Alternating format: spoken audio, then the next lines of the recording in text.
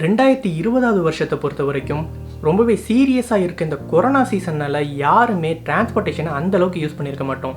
டிரான்ஸ்போர்ட்டேஷனை பொறுத்த வரைக்கும் ஏர் transport, road transport, water டிரான்ஸ்போர்ட்னு இருக்கிறதோட அதுலேயும் ஒன்றுக்கு ஒன்று அவங்க கன்வீனியன்ட்டுக்கு ஏற்ற மாதிரி பல வகையில் வச்சுருக்காங்க. இந்த டிரான்ஸ்போர்ட்டேஷன் இண்டஸ்ட்ரியில் ரொம்பவே இன்ட்ரெஸ்டிங்காகவும் வித்தியாசமாகவும் நிறைய விஷயங்கள் இருக்குது. இன்றைக்கி நம்ம இந்த வீடியோவில் பார்க்க போகிறதும் அந்த மாதிரி இன்ட்ரெஸ்டிங்காகவும் வித்தியாசமாகவும் இருக்கக்கூடிய ஒரு சில விஷயங்களை பற்றி தான். நான் உங்கள் விக்கி அண்ட் நீங்கள் பார்த்துட்டு இருக்கிறது உங்கள் ஃபேவரட் சேனல் இன்ஃபோ விக்கி.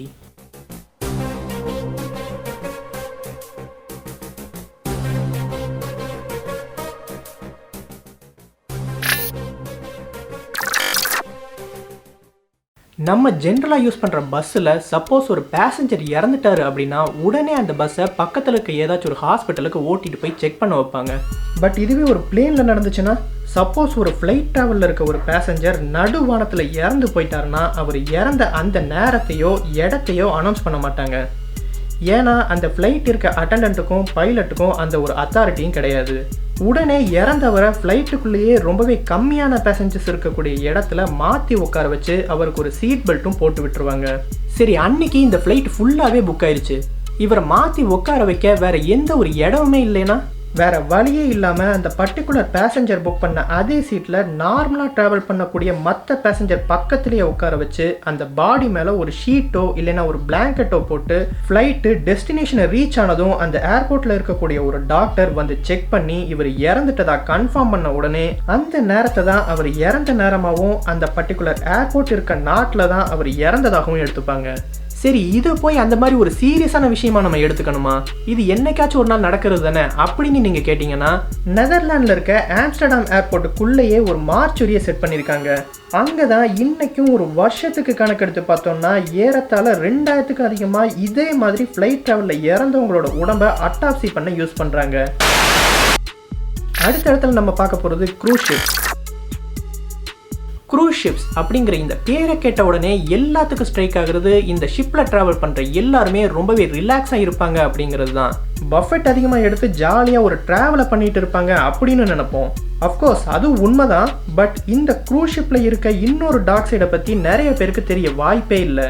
இந்த க்ரூஸ் ஷிப்பை பொறுத்த வரைக்கும் இதில் ட்ராவல் பண்ணுற ஏகப்பட்ட மக்கள் எந்த ஒரு தடையுமே இல்லாமல் இறந்து போகிறதுலேருந்து அங்கே நடக்கிற கொலைகள், சூசைன்னு நிறைய விஷயங்கள் இருக்குது. இன்ஃபேக்ட் இந்த க்ரூஸ் ஷிப்புக்குள்ளேயே இறந்தவங்களோட உடம்பை பத்திரமா வச்சுக்க ஒரு மார்ச்சுரியும் இருக்குது. சரி, இது மட்டும்தான் இந்த க்ரூஸ் ஷிப்பில் இருக்கக்கூடிய ஒரு பயங்கரமான விஷயமா அப்படின்னு கேட்டிங்கன்னா, அதையும் தாண்டி இவ்வளோ பெரிய பிரம்மாண்டமான க்ரூஸ் ஷிப் நடுக்கடலில் மூழ்கிறதுக்கும் நிறைய வாய்ப்புகள் இருக்குது. இப்போ நீங்கள் பார்த்துட்டு இருக்க 2012 வருஷம் தண்ணியில் முங்க ஆரம்பித்த இந்த கோஸ்டா கான்ட்ரியா அப்படிங்கிற இந்த க்ரூஸ் ஷிப்பையும் சேர்த்து இன்னைக்கு வரைக்கும் கணக்கெடுத்து பார்த்தீங்கன்னா ஏறத்தாழ 16க்கும் அதிகமான க்ரூஸ் ஷிப்ஸ் தண்ணியில் முங்கிருக்கு. அதுக்கும் மேலே கிளைமேட் கண்டிஷனை பார்க்காம ட்ராவல் பண்ண ஆரம்பிச்சதுனால 2019 வருஷம் நடுக்கடலில் இன்ஜின் கோளாரா போய் நின்று வைக்கிங் ஸ்கை க்ரூஸ் ஷிப் மாதிரியே நிறைய க்ரூஸ் ஷிப் சிக்கிருக்கு. என்ன வேலை அண்ணே? கப்பல்ல எல்லாரும் ஏறி உட்காருவாங்களா? கப்பல் தண்ணிக்குள்ள போயிட்டே இருக்குமா? திடீர்னு இன்ஜின்ல கோளாறானா நான் என்ன செய்யணும்? அதுவா சரியான பரவாயில்ல. தப்பி தவறி நடு கடல்ல நின்னு போச்சுனா நீங்க இறங்கி தள்ளணும். அதையும் தாண்டி 2005 வருஷம் ஸ்பிரிட் க்ரூஸ் அப்படிங்கிற ஒரு க்ரூஸ் ஷிப்லையும் சரி, 2017 வருஷம் சீ பிரின்சஸ் அப்படிங்கிற க்ரூஸ் ஷிப்லையும் சரி, சொமாலியாவை சேர்ந்த பைரேட்ஸ் ஒன்று கூடியும் அட்டாக் பண்ணியிருக்காங்க. Train popularity. இன்னைக்கும் நிறைய ஹாலிவுட் படத்துலலாம் இந்த சிங்கிள் ட்ராக்ல போகக்கூடிய ட்ரெயினில் நிறைய ஃபைட் சீன்ஸை வைப்பாங்க. ஆரம்ப கட்டத்தில் அந்த அளவுக்கு ஒரு பாப்புலாரிட்டி இல்லாமல் இருந்த இந்த ட்ரெயின் டிராவல் 1865 வருஷம் கொல்லப்பட்ட அப்ரஹாம் லிங்கனோட பாடியை அந்த காலத்தில் இறந்தவங்களோட உடம்பை கொண்டு போகிறதுக்குன்னே யூஸ் பண்ண ஒரு ஃபனரல் ட்ரெயினில் எடுத்துகிட்டு போகிறாங்க. இந்த ஒரு நியூஸ் அப்போ ரிலீஸ் ஆன நியூஸ் பேப்பரில் ரொம்பவே அதிகமாக ஷேர் பண்ணப்பட்டது. அண்ட் அந்த ஒரு நாள்ல இருந்து தான் இந்த ட்ரெயின் டிராவல் நிறைய பேத்துக்கு பிடிச்சி போக ஆரம்பிச்சிருக்கு. இது ஒரு பாசிட்டிவ் சைடு. அப்படியே இதோட நெகட்டிவ் சைடையும் பார்த்தோம்னா இன்னைக்கும் நிறைய நாட்டில் இந்த ரயில்வே ட்ராக்ல படுத்து சூசைட் பண்ணிக்கிறவங்க இருக்காங்க. நம்ம நாட்டில் இது ரொம்பவே சாதாரணமான விஷயம்தான். பட் இதுவே எல்லா நாட்டிலையும் இருக்கும் அப்படின்னு சொல்ல முடியாது. இதுவே ஜப்பானில் பண்ணுனா அது அந்த ட்ரெயினில் ட்ராவல் பண்ணிட்டு இருக்கவங்களோட பயணத்தை குறுக்கிடுறதா கணக்கெடுத்துப்பாங்க. அப்படி சூசைட் பண்ணி இறந்து போன நிறைய பேரோட ஃபேமிலியை சேர்ந்தவங்க கிட்ட அந்த பர்டிகுலர் ட்ரெயின் கம்பெனி அவங்க பண்ண டிராவலை குறுக்கிட்டதா சொல்லி ஃபைனையும் போட்டிருக்காங்க. 1-2 ட்ரெயின் கம்பெனி இந்த ஃபைன் போடுற விஷயத்த பண்ணிட்டு இருந்திருக்காங்க. அதே சமயம் இதையே ஒரு ரூலாக கொண்டு வரலாமான்னு கேட்டதுக்கு அங்கே இருந்த 13 ட்ரெயின் கம்பெனிஸில் முக்காவாசி கம்பெனி ஒத்துக்கிட்டு இருந்திருக்காங்க.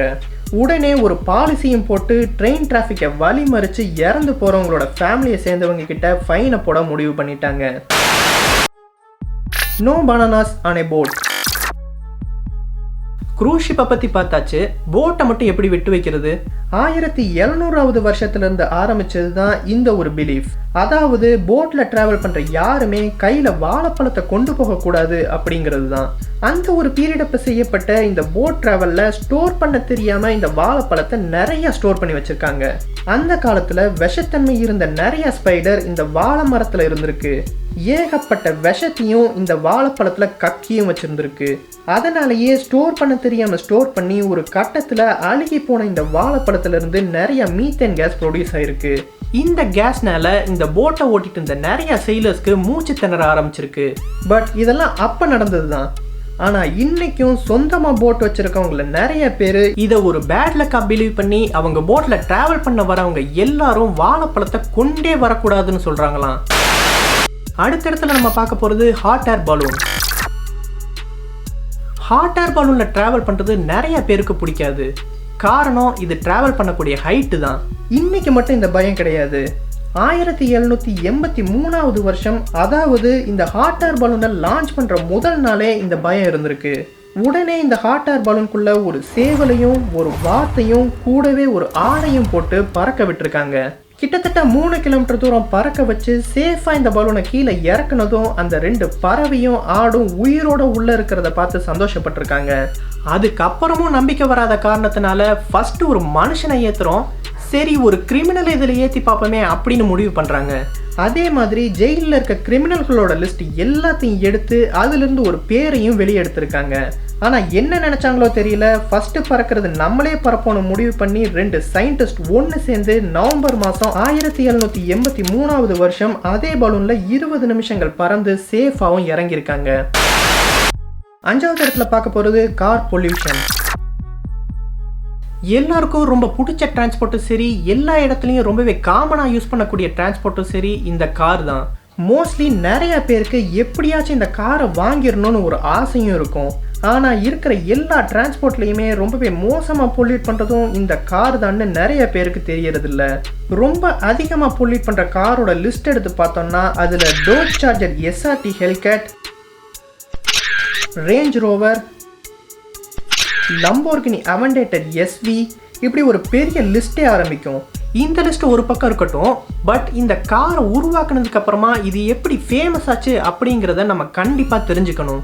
அந்த ஒரு காலத்தில் மாட்டு வண்டியும் குதிரை வண்டியும் தான் அதிகமாக இருந்தது. இதே அமெரிக்காவில் இருக்க நியூயார்க் சிட்டியை எடுத்து பார்த்தோம்னா அந்த ஒரு பீரியடில் 2 லட்சம் குதிரைகள் இருந்திருக்கு. ஆப்வியஸ்லி அது சும்மா இருக்காது தான். அது அங்கங்கே போடுற சாணத்தினாலையும் அதிலிருந்து வந்த ஸ்மெல் தாங்க முடியாமையும் தான் இந்த காரை உருவாக்கின பீரியடப்போ ரொம்பவே அதிகமாக நிறைய பேர் இந்த குதிரை வண்டியை எப்படியாச்சும் மாற்றணும்னு சொல்லி காரை வாங்கியிருக்காங்க. அவங்கள பொறுத்த வரைக்கும் இந்த கார் அங்கங்கே குதிரை மாதிரி சாணி போட்டு வைக்காதில்ல அப்படிங்கிறது மட்டும்தான் மனசில் இருந்திருக்கு. மேபி இந்த கார் அதுக்கும் மேலே ஏரை கம்ப்ளீட்டாக பொல்யூட் பண்ணணும்னு தெரிஞ்சிருந்தா அதை கூட அவாய்ட் பண்ணியிருப்பாங்க தான். First world war buses. நம்ம ஊரில் ரொம்பவே அதிகமாக யூஸ் பண்ணுற டிரான்ஸ்போர்ட் சர்வீஸ்னால் இந்த பஸ் தான். இந்த பஸ்ஸோட ஹிஸ்ட்ரியிலேயே இன்னைக்கு வரைக்கும் ரொம்பவே பாப்புலரான பஸ்னால் இந்த அமெரிக்காவை சேர்ந்த எல்லோ ஸ்கூல் பஸ்ஸஸும் லண்டனில் இருந்த இந்த ரெட் கலர் டபுள் டெக்கர் பஸ்ஸும் தான். 1830வது வருஷம் வரைக்கும் பஸ்ஸுனாலே இருந்தது இந்த ஸ்டீம் பவர்ட் பஸ் மட்டும்தான். அதுக்கப்புறம் 1833வது வருஷம் அப்போ இந்த ஸ்டீம் பவர்ட் பஸ்ஸையும் தாண்டி ஆம்னி பஸ்ன்னு சொல்லக்கூடிய மெக்கானிக்கல் பஸ்ஸும் வந்தது. 1910வது வருஷம் நடந்த ஃபர்ஸ்ட் வேர்ல்டு வாரில் மிலிட்ரி சர்வீஸ்க்காக இதுக்கு முன்னாடி சொன்ன 2 பாப்புலர் பஸ்ஸான அமெரிக்கன் எல்லோ ஸ்கூல் பஸ்ஸஸும் லண்டனோட டபுள் டெக்கர் பஸ்ஸஸும் ரொம்பவே அதிகமாக பயன்படுத்தியிருக்காங்க. அதாவது ஸ்கூல் பஸ்ஸஸாக பயன்படுத்திட்டு இருந்த இந்த 2 பஸ்ஸஸுமே வேர்ல்டு வாரில் யூஸ் பண்ணியிருந்திருக்காங்க. நம்ம அடுத்த இடத்துல பார்க்க போகிறது டாக்ஸி. 2016 வருஷம் நடந்த ஒரு ஸ்டடியில இந்த உலகத்தோட ரொம்பவே பயமான வேலையா கண்டுபிடிச்சு போட்ட லிஸ்ட்ல முதல் இடத்துல இருந்தது கிளவுன்ஸ், அதாவது சர்க்கஸ்ல இருக்கக்கூடிய கோமாளிகள் தான். ஆனா அதே லிஸ்ட்ல 5வது இடத்துல இருந்தது டாக்ஸி டிரைவர்ஸ். அப்படி இது என்ன ஒரு பயமான வேலைன்னு பார்த்தா 2013 வருஷம் வரைக்கும் அமெரிக்கால கொல்லப்பட்ட மனிதர்களோட எண்ணிக்கையை எடுத்து பார்த்தப்பதான் 20 பேர்ல ஒரு ஆள் ஒரு டாக்ஸி டிரைவரா இருந்திருக்காரு. இது அமெரிக்காவை பொறுத்த வரைக்கும் மட்டும் இல்லை, தாய்லாந்து, ஈராக், லிபியான்னு ஏகப்பட்ட நாட்டிலையுமே ரொம்பவே ஒரு பயமான ஒரு வேலையா பார்க்கப்பட்டதும் இந்த டாக்ஸி டிரைவர் வேலை தான். இந்த ஒரு பர்டிகுலர் ஸ்டடிக்கு அப்புறமும் கூட நிறைய டாக்ஸி டிரைவர்ஸ் கடத்தவும் பட்டிருக்காங்க, அவங்க கொல்லவும் பட்டிருக்காங்க அப்படிங்கிறதும் நோட் பண்ண வேண்டிய ஒரு விஷயம். நம்ம அடுத்த இடத்துல பார்க்க போகிறது recreational vehicle, RV. Breaking bad அப்படிங்கிற இந்த ஒரு சீரீஸை பார்த்தவங்களுக்கு கண்டிப்பாக இந்த ஆர்வி, அதாவது ரீக்ரியேஷனல் வெஹிக்கிள் பற்றி தெரிஞ்சிருக்கும். இந்தியாவில் இந்த ஒரு ரீக்ரியேஷனல் வெஹிக்கிளை அந்த அளவுக்கு பார்க்க முடியாது. ஆனால் அமெரிக்காவை பொறுத்த வரைக்கும் ஏகப்பட்ட மக்கள் அவங்க பர்சனல் ட்ராவலுக்காக இந்த ரீக்ரியேஷனல் வெஹிக்கிளை யூஸ் பண்ணுறாங்க.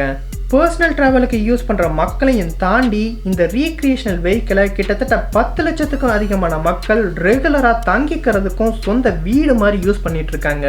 என்னதான் அமெரிக்கா தவிர நிறைய நாட்டிலையும் இந்த ஆர்வியை யூஸ் பண்ணினாலும் 80% ஆர்வியை யூஸ் பண்ணுறது அமெரிக்கன்ஸ் தான். பட் இருந்தாலும் இப்போ நீங்கள் பார்த்துட்டு இருக்க இந்த ரீக்ரியேஷனல் வெஹிக்கிளை வாங்கினது துபாயை சேர்ந்த ஒருத்தர் தான். அண்ட் இதோட மதிப்பு இன்னைக்கு ரேஞ்சுக்கு 23 கோடியாக இருந்துட்டு இருக்கு. நம்ம லிஸ்ட்ல கடைசி இடத்துல என்னதான் இருக்கு அப்படிங்கிறத நீங்க பார்க்கறதுக்கு முன்னாடி இந்த 23 கோடி ரூபாய் மதிப்புள்ள ரீக்ரியேஷனல் வெஹிக்கிள்குள்ள என்ன இருக்கு அப்படிங்கிறதையும் பார்த்துருங்க.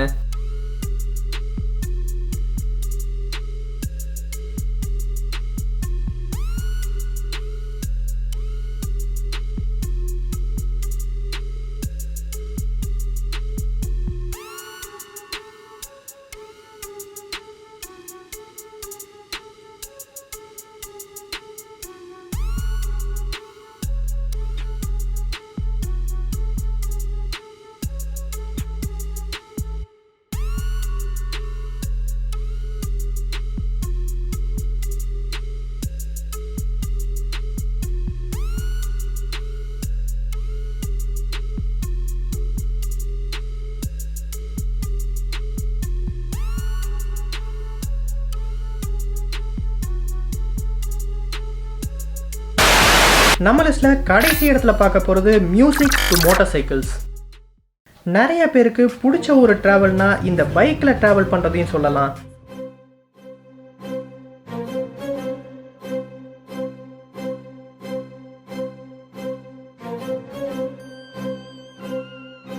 பொதுவாக இந்த கோயம்புத்தூரில் இருக்க மக்களை பார்த்தோம்னா அவங்களுக்கு திடீர்னு ஒரு டீ குடிக்கணும்னு தோணுச்சுன்னா உடனே அவங்க பைக் எடுத்துகிட்டு ஊட்டி போய் அங்கே ஏதோ ஒரு கடையில் டீயை குடிச்சிட்டு திரும்பி வருவாங்க. அப்பேற்பட்ட இந்த பைக்கோட ஹிஸ்ட்ரியை எடுத்து பார்த்தோம்னா உலகத்திலேயே ரொம்பவே பாப்புலரான பைக்கோட லிஸ்ட்டில் இந்த யமஹா அப்படிங்கிற ஒரு பைக் வெரைட்டியும் வரும். ஆனால் இந்த கம்பெனி ஆரம்பிக்கப்பட்டது ஒரு பைக்கை மேனுஃபேக்சர் பண்ண இல்லைன்னு நிறைய பேருக்கு தெரிய வாய்ப்பே இல்லை. 1887 வருஷம் யமஹா ஒரு பியானோ மேனுஃபேக்சராக தான் மார்க்கெட்டுக்குள்ளே வந்திருக்காங்க. ஆனால் இன்றைக்கும் யமஹா பியானோஸ் தவிர ஏகப்பட்ட மியூசிக்கல் இன்ஸ்ட்ருமெண்ட்ஸ், இண்டஸ்ட்ரியல் ரோபோட்ஸ், போட்ஸ்ன்னு நிறைய விஷயங்களை பண்ணிட்டு தான் இருக்காங்க. பட் இது எல்லாத்த விடவும் எல்லாருக்கும் தெரிஞ்ச ஒரே விஷயம்னா யமஹா ஒரு பைக் மேனுஃபேக்சருங்கிறது தான். பட் இனிமே அப்படி இருக்காதுல்ல. இந்த லிஸ்ட்டில் கடைசியாக நான் சொன்ன பல விஷயங்களையும் யமஹா கம்பெனி கூட சேர்த்துப்பீங்கன்னு நான் நினைக்கிறேன். நம்ம வீடியோவை இதோட இப்போ முடிச்சுப்போம். சீக்கிரமே இன்னொரு வீடியோவில் சந்திக்கிறேன். Until then, this is Vicky signing off. Take care.